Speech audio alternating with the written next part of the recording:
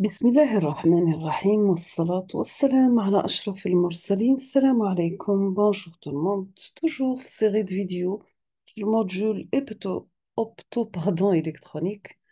Nous sommes arrivés à la vidéo numéro 3, donc la troisième partie. Pour la fibre optique toujours, nous sommes arrivés au type de fibre optique. Donc, on va voir ensemble dans cette partie quels sont les différents types de fibres avec les caractéristiques de chaque type.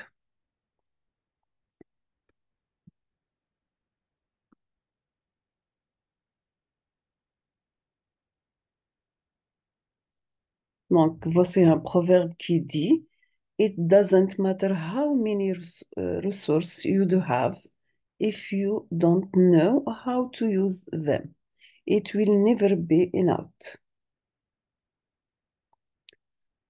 Nous avons parmi les types de fibres qu'on trouve les fibres multimodes et les fibres monomodes. Dans cette figure, donc vous voyez bien un exemple de fibre multimode. Donc vous voyez bien les types de propagation à l'intérieur de la fibre pour la lumière toujours.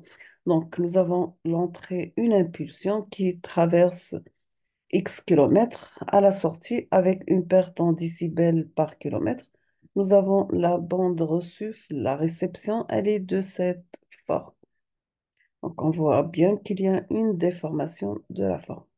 Par contre, pour le cas de la fibre optique, voici l'impulsion de sortie et l'impulsion à la réception.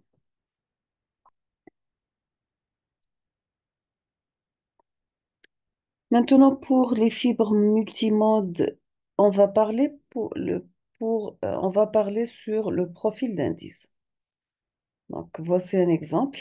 Pour un saut d'indice, donc vous trouvez que n1 est inférieur à n2. Et le gradient d'indice, donc voici la représentation du diamètre. Et ici, voici la forme obtenue donc, pour un gradient d'indice. C'est quoi une dispersion modèle? Nous avons toujours que distorsion du signal causée par les différentes longueurs de chemin des modes dans la fibre.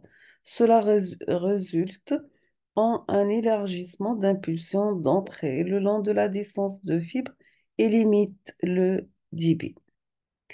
L'unité de la dispersion, c'est en nanosecondes par kilomètre.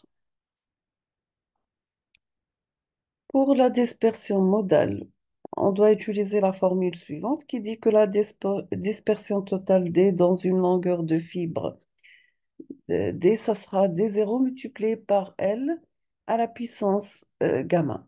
Donc D, c'est la dispersion typique de la fibre, l'unité nanoseconde sur kilomètre. Grand L, c'est longueur du lien en mètres. Et gamma, c'est dépend du type de fibre situé près de 1. Et en général, on va supposer gamma égale à 1. Donc voici l'impulsion d'entrée. Ici, l'impulsion obtenue à x kilomètres, donc avec un délai de x nanosecondes. Et, et on voit bien ici l'impulsion de sortie avec un délai 2 qui est égal y en nanosecondes, supérieur, bien sûr, il doit être supérieur au délai 1. Maintenant, on pose la question combien de modes? Nous avons que le nombre de modes propagés dans une fibre est déterminé par l'ouverture numérique de la fibre. Deuxièmement, par D, le diamètre du cœur, et par lambda, la longueur d'onde de la lumière propagée. Nous avons le nombre V utilisé pour calculer le nombre de modes. Donc V, dans ce cas, ça sera V égale l'ouverture numérique multipliée par 2P par le diamètre de la cœur divisé par lambda. Le nombre de modes est calculé de façon approximative par si nous avons la fibre optique à saut d'indice, on utilise la première formule qui dit grand N égale à V carré sur 2. Maintenant, si on va travailler avec la fibre optique à gradient d'indice, grand N, ça sera V carré sur 4. Les opérations monomodes, lorsque le nombre V de la fibre optique à saut d'indice se situe près de 2,405, la fibre supporte une opération monomode. Donc, à l'aide d'un nombre V plus grand, la fibre pourra fonctionner en multimode dans ce cas. Quelle est la relation entre la dispersion modale et lambda?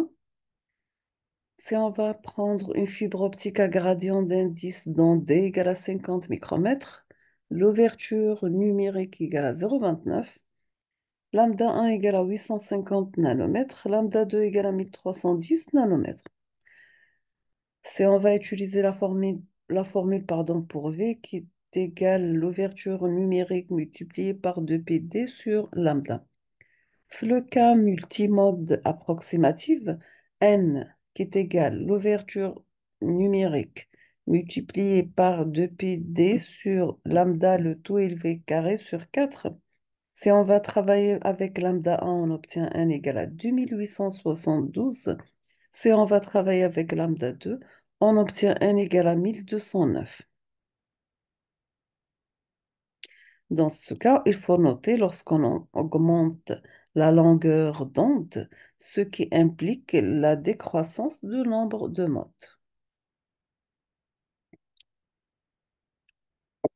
Pardon.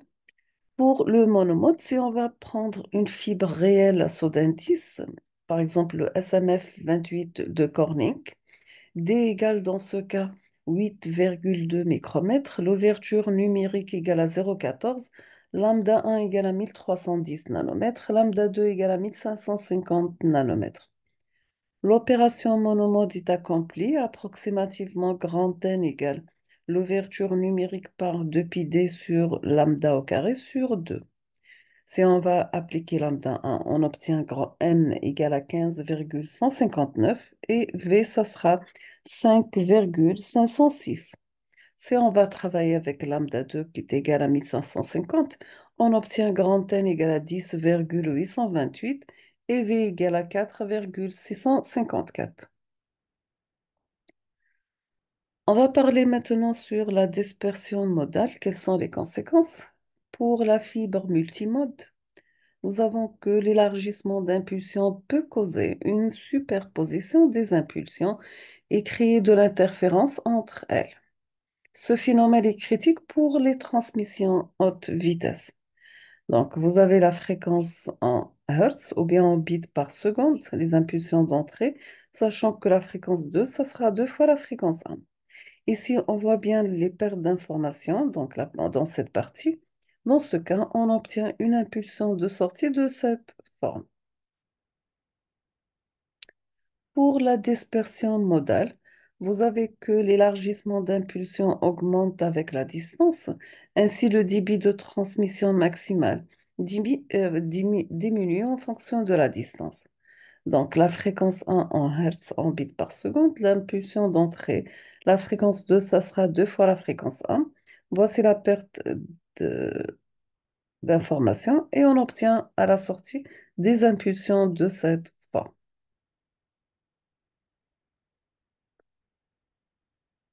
Dispersion modale influençant la largeur de bande, pardon.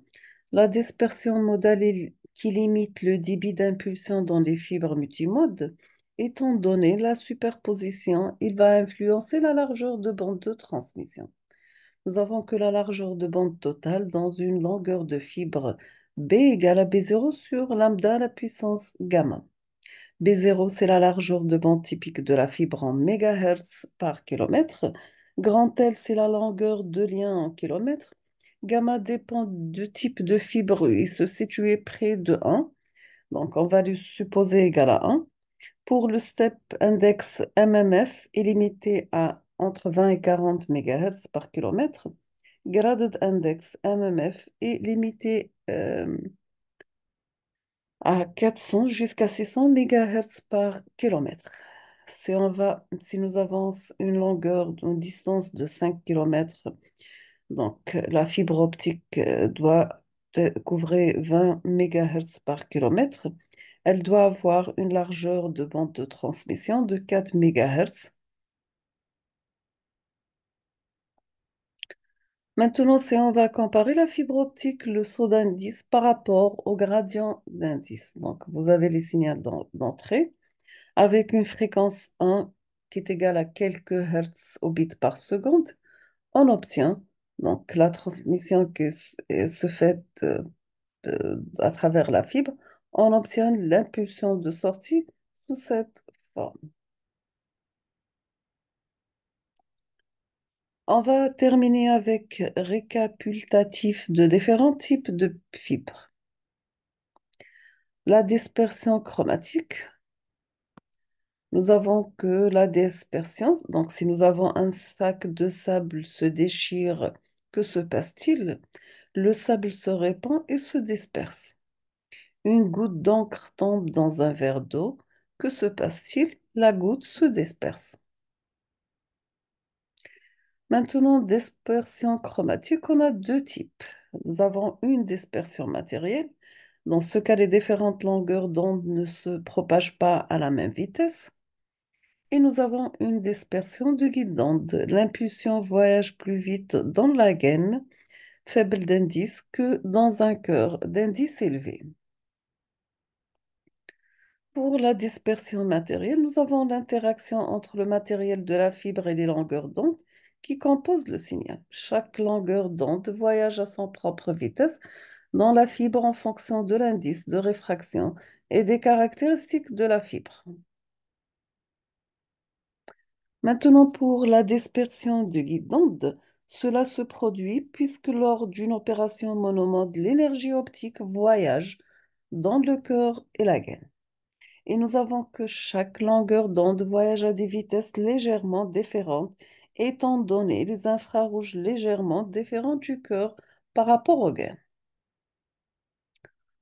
On passe maintenant au câble optique et je vois bien qu'on va laisser ça à la prochaine vidéo, Inch'Allah. Donc, on va s'arrêter ici. Je vous remercie infiniment pour votre attention, comme toujours. N'hésitez pas si vous avez des questions et à la prochaine vidéo, Inch'Allah. Merci.